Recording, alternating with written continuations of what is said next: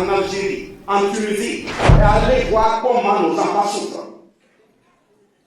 Des filles qu'on déshabille, et on prend des objets, on met dans le sexe, on forge. Et vous voulez vous asseoir parce qu'on est des partenaires, oui, c'est dans un cadre diplomatique, il faut parler, vous êtes des menteurs. Pour vous montrer que nous sommes en Afrique, nous sommes tous égaux, des hommes libres, il faut arrêter de nous chasser nos frères dans le désert avec des rochers. Ce ne sont pas des lapins. Ce ne sont pas censés être des êtres humains.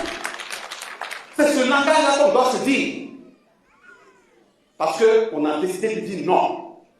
On n'a pas décidé de dire non parce qu'on n'aime pas quelqu'un.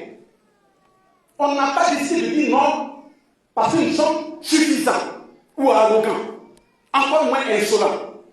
On a décidé de dire non parce que personne ne peut venir dire qu'il m'aime plus que moi-même. C'est pas vrai.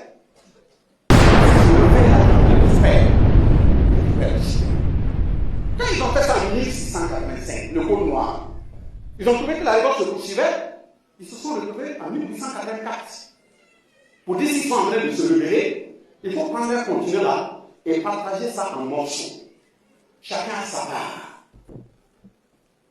Pas de traite négrière, pas de l'esclavage, on vient, on cisaille ça, chacun a son morceau de carte dans sa poche et on parle de colonisation. Et après, maintenant, on passe à une autre étape qui est décolonisation, donc les indépendances. Je viens de vous montrer que ce ne sont pas des dates d'indépendance. Ce sont des dates distribuées. Maintenant, quand on les commémore, c'est à la mémoire de nos aïeux qui sont déjà morts. Ça ne veut pas dire que cette date d'indépendance est la réelle. Si nous voulons véritablement une date d'indépendance, quand nous allons avoir notre souveraineté réelle et commencer à l'appuyer, c'est la date de prise de pouvoir de Keïta, la date de prise de pouvoir d'Ibrahim, la date de prise de pouvoir de Tchani. C'est ça qui seront les vraies dates d'indépendance si nous arrivons à conduire correctement la vie. On ne le dit pas parce qu'on veut aimer quelqu'un ou pas. C'est des questions de principe. Et j'ai dit dès le départ, ils ont intérêt à tenir correctement les navires avec l'appui des peuples. Parce que le combat contre le combat de ceux qui ne nous aiment pas, mais souvent ce n'est même pas pour eux-mêmes, et ils ont déjà mangé à suffisance. Ils se battent pour leur arrière-petit-fils. Et nous, on n'a pas ce cerveau pour comprendre. Nous n'avons pas l'engagement nécessaire de dire aujourd'hui, si je dois mourir, c'est de mourir pour que demain les sanglots de mon enfant et de mon petit-fils ne me rejoignent pas au cimetière parce qu'il est en train de souffrir. Justement, les cimetières sont pleins, non? Quelqu'un meurt, on le met dans un cercueil de 2 millions. On prie pendant des semaines pour que son âme repose en paix. On dit même qu'il faut que la terre lui soit légère.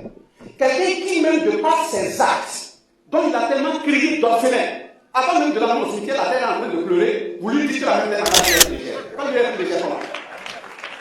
Donc il faut qu'on soit correct. Donc quand ils ont cisaillé l'Afrique en 1884, au fur et à mesure, ils sont venus maintenant, ils ont pris des dates. Ils ont discuté des dates d'indépendance.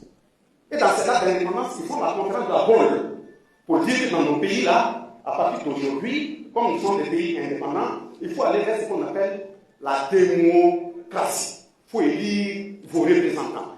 Or, les textes qui stipulent la démocratie chez eux, quand tu regardes le contenu, ce n'est nullement différent du contenu du Code noir de 1685. Mais comme ils ont mis le système en place pour laver nos cerveaux, on fait insulter nos propres grands-parents en disant qu'ils n'ont jamais été à droite, qu'ils ont été des tirailleurs. On nous dit même dans leur livre que même il n'y a pas quelqu'un qui a voyagé dans le monde entier découvert des choses si ce n'est pas Christophe Colomb. Et on nous fait citer ça à nos enfants.